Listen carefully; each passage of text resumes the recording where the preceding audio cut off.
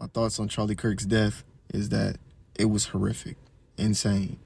I saw the video from the moment the bullet hit his neck and the amount of blood that erupted from his carotid artery, or his jugular. I knew it was over at the point of impact. I knew it.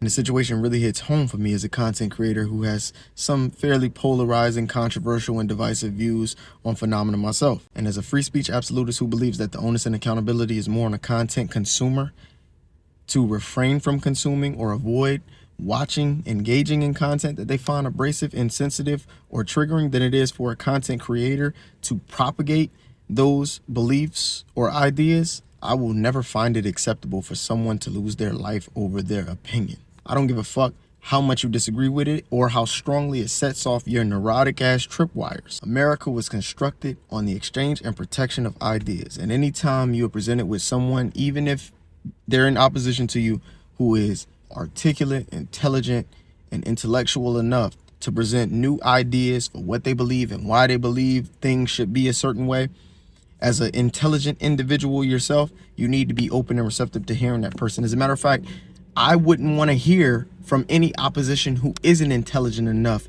to convince me or help me understand why they believe what they believe and if I should be open to accepting what they say based on the evidence that they present. And don't get me wrong, we're free to emote, perceive, and interpret however we so choose. But to advocate for someone to be permanently silenced or endorse someone being permanently silenced because you didn't agree with the things that they said is the lowest level of thinking as a human being that you can demonstrate. Because people like that don't have the cognitive capacity, the objectivity, the rationality, or logicality to make revolutionary changes in a system that they feel where things should be changed. And to me, that's the crux of what Charlie Kirk's assassination represents. That the people who believe assassinating someone over their opinion, as if data and knowledge aren't transferable, as if ideas die when a person does, is actually the lowest level of cognitive functionality that a human being can demonstrate.